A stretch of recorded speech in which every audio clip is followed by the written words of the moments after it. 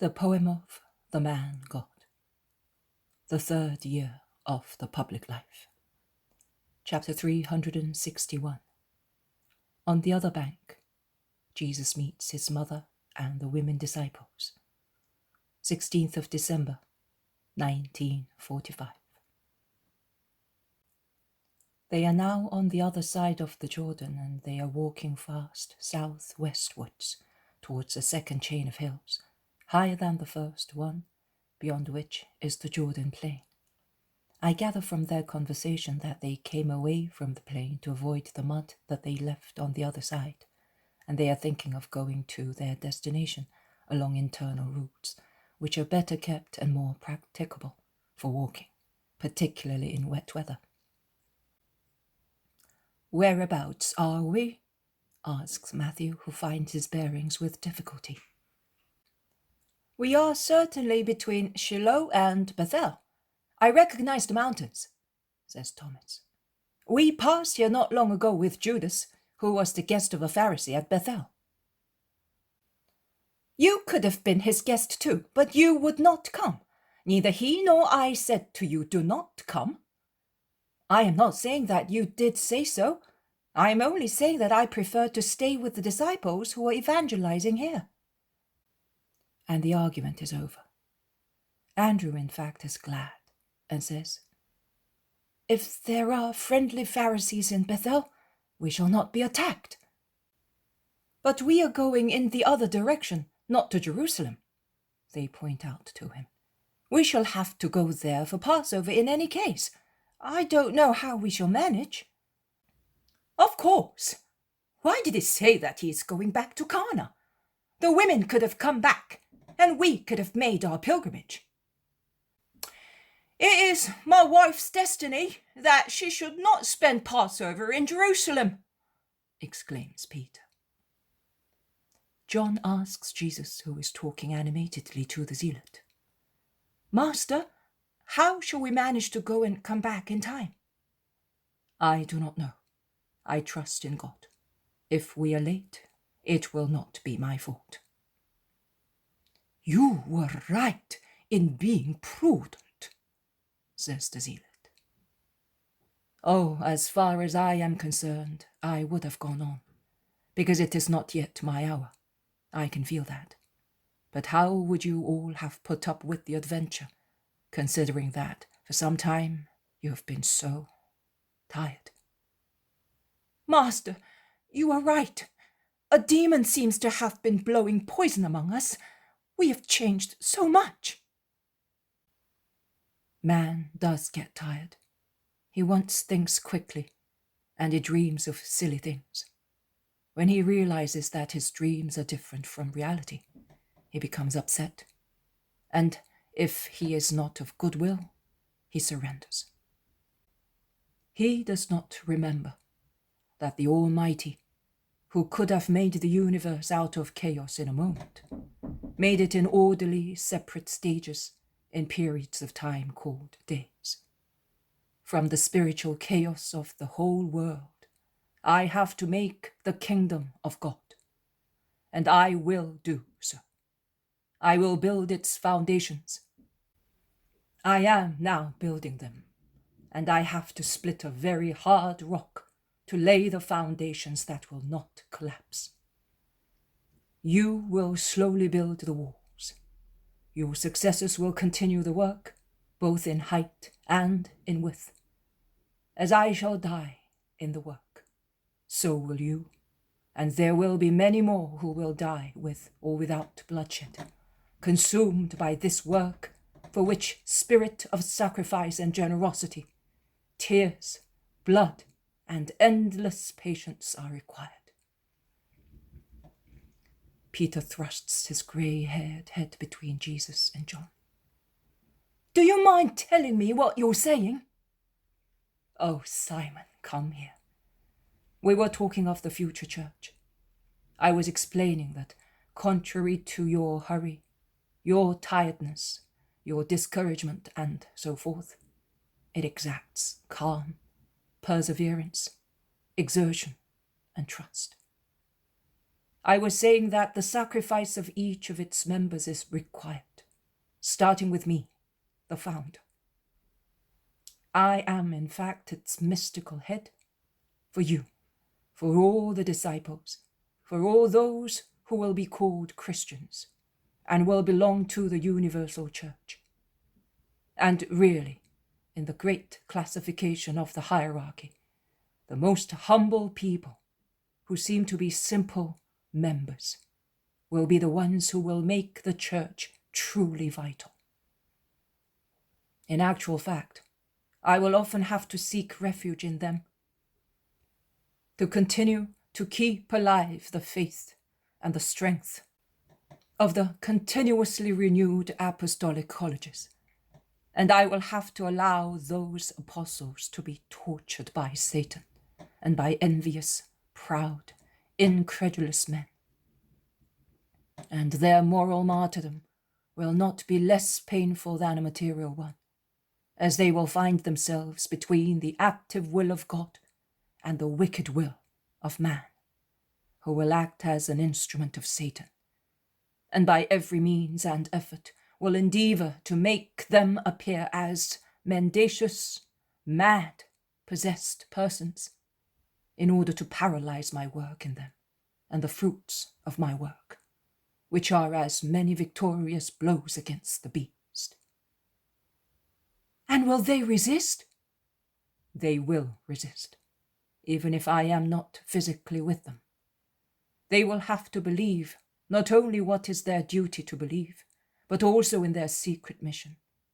And they will have to believe that it is holy and useful, and that it originated from me, while Satan will hiss around them to terrorize them, and the world will shout to deride them, and the not always perfectly bright ministers of God to condemn them.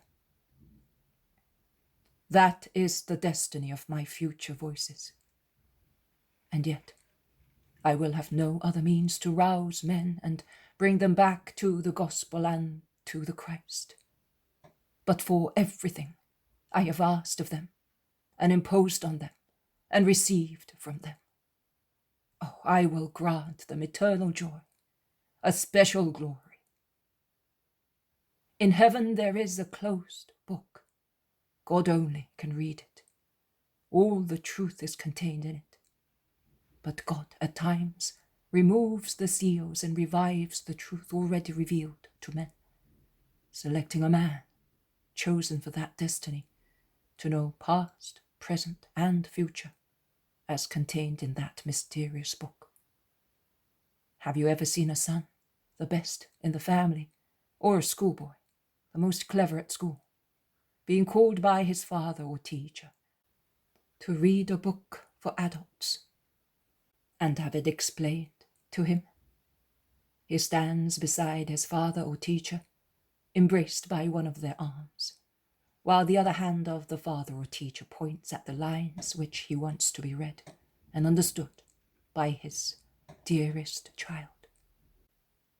God behaves likewise with those consecrated to such destiny.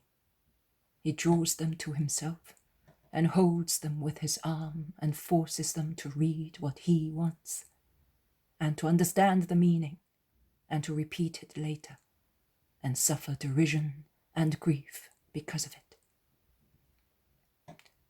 I, the man, am the founder of the family of those who speak the truth of the heavenly book, and I therefore suffer mockery, grief, and death. But the Father is already preparing my glory, and once I have risen to it, I will prepare the glory of those whom I compelled to read in the closed book that which I wanted. And in the presence of the whole risen mankind, and of the angelical choruses, I will point them out for what they were, calling them beside me, while I open the seals of the book, which it will no longer be necessary to keep closed, and they will smile, seeing and reading once again the words that were clarified to them when they suffered on the earth. And what about the others? Asks John, who has paid great attention to the lesson. Which others? The others who, like me, have not read that book on the earth. Will they never know what it says? Everything will be known to the blessed souls in heaven. Being engrossed in the infinite wisdom, they will know. Immediately, as soon as they die? As soon as they enter life. Why then on the last day you will let everybody see that you called them to know the book? Because not only the blessed souls will be there to see that, all mankind will be there. And on the side of the damned souls, there will be many who laughed at the voices of God, as if they were the voices of mad or possessed people, and tormented them because of their gift. It will be a long-expected but fair revenge granted to those martyrs of the dull wickedness of the world. How beautiful it will be to see all that, exclaims John, enraptured. Yes, and to see all the Pharisees grind their teeth, seized with anger, says Peter, rubbing his hands. Oh, I think I will look only at Jesus and the blessed souls reading the book with him, replies John, dreaming of that hour, while his light blue eyes, lost in I wonder what vision of light, are made brighter by emotional tears which have welled in them, and an innocent smile appears on his red lips. The zealot looks at him. Jesus also looks at him. But Jesus does not say anything. The zealot, instead, says, You will look at yourself then, because if among us there is one who will be the voice of God on the earth, and will be elected to read the passages of the sealed book, you are that one, John, the favorite disciple of Jesus and the friend of God. Oh, do not say that. I am the most ignorant among you, and if Jesus did not say that the kingdom of God belongs to children, I would think that I could never enter it, as I am good for nothing. Is that right, Master, that my only merit is that I am like a child? Yes, you belong to blessed childhood, and may you be blessed because of that. They continue to walk for some time. Then Peter, who looks back along the track on which they are, exclaims, Merciful Providence! That is the women's wagon! They all turn round. It is in fact Johanna's heavy wagon that is coming forward, drawn by 2 strong horses. They stop waiting for it. As the leather tilt is completely lowered, it is not possible to see who is in the wagon. Jesus beckons to the driver to stop, and the man utters an exclamation of joy when he sees Jesus standing on the edge of the road with his arm raised. While the man stops the 2 panting horses, the lean face of Isaac appears through an opening in the tilt. The Master! He shouts. Mother, rejoice! He is here! One can hear voices of women and shuffling of feet in the wagon. But before one of them gets off, Manan, Marciam, and Isaac have jumped down and are worshipping the Master. Are you still here, Manan?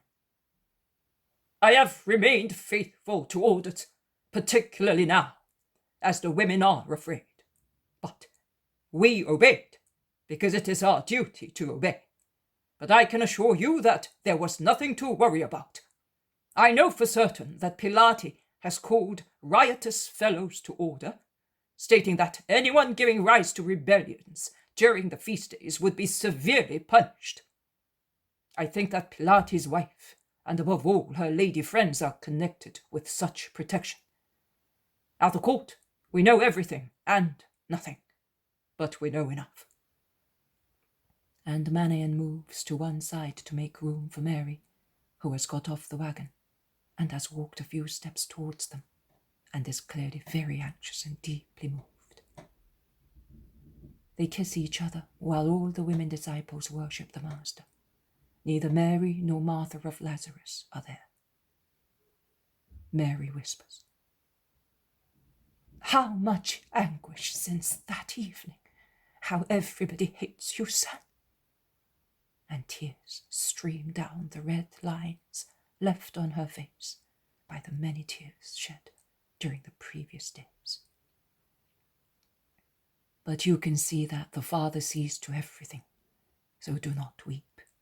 I defy all the hatred of the world bravely, but one tear of yours depresses me. Cheer up, Holy Mother. And embracing her with one arm, he turns round to greet the women disciples, and particularly Johanna, who came back to accompany Mary. "Oh, Master, there is no difficulty in staying with your mother.